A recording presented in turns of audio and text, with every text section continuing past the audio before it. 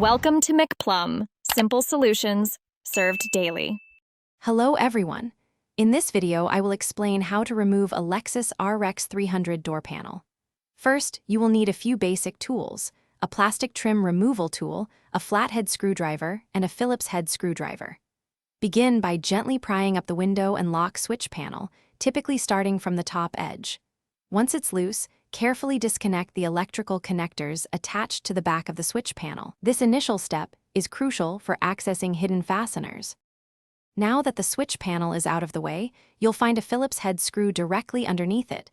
Go ahead and remove that. Next, look for a small cover piece near the interior door handle. Gently pry this cover off with your flathead screwdriver or trim tool. Behind this cover, you will discover another Phillips head screw that needs to be removed. These screws are key to loosening the panel from the door frame. With the screws removed, the next step is to release the plastic clips holding the main door panel in place.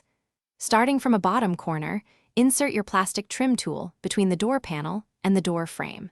Gently pry outwards to pop the clips free.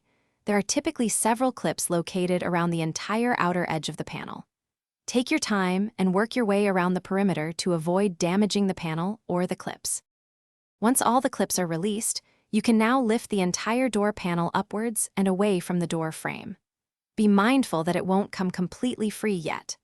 There are usually one or two more electrical connectors, like for the courtesy light at the bottom or the speaker, that need to be unplugged.